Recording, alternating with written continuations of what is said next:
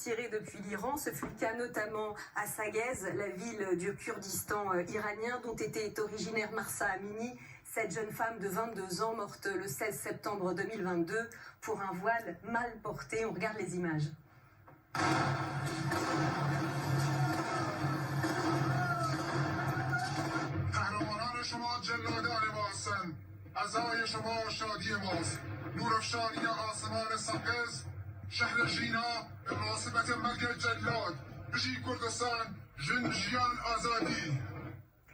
Ebrahim Raïssi, donc président de la République islamique d'Iran depuis 2021, était surnommé, vous l'avez dit, le boucher de Téhéran. Un petit nom dont il avait hérité à la fin des années 80.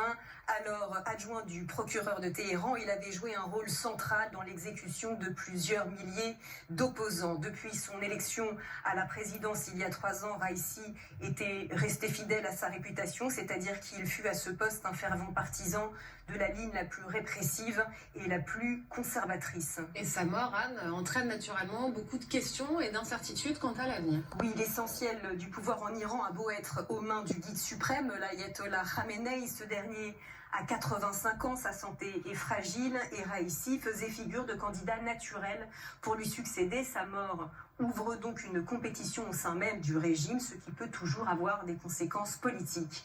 La deuxième incertitude concerne d'éventuelles conséquences sur la situation tendue au Proche-Orient. L'Iran y joue un rôle clé à travers notamment son alliance historique avec les Houthis du Yémen, le Hezbollah libanais et à travers aussi son soutien au Hamas palestinien. Et enfin, c'est sur le front de la contestation populaire que se concentrent les dernières incertitudes. Oui, alors déjà faisons le point sur là où on en était avant le crash de l'hélicoptère. En gros, après avoir été pris de court par l'incroyable soulèvement Femmes, Vie, Liberté qui a suivi la mort de Mahsa Amini, le régime des Mollahs a dans la foulée redoublé de violence pour mater la contestation et terroriser sa propre population.